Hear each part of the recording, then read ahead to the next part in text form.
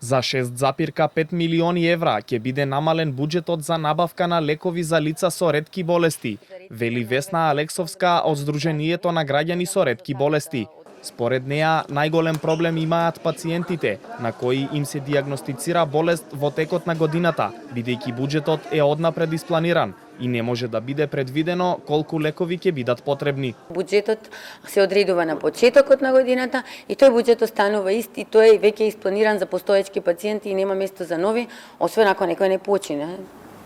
Како според вас би се надминало тоа?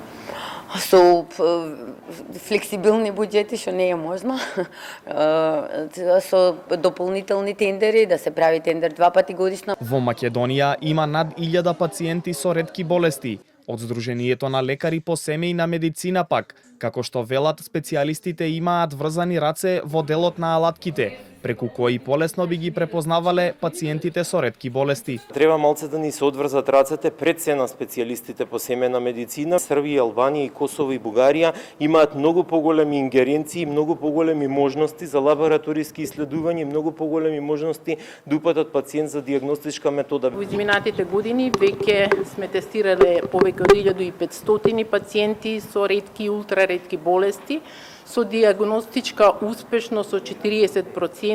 Голем дел од пациентите остануваат без диагноза, што за нас значи сигнал дека треба да одиме чекор понатаму. Министерот за здравство Азир Алиу вели дека засега намалувањето на буџетот е само предлог и дека процедурите се во тек. Според она што го кажа, преку програмата за ретки болести во 2025 година обезбедени се 58 лека за 430 пациенти. Дополнително рече дека до владата е доставена национална стратегија за ретки болести, за која очекува да биде усвоена до крајот на годината.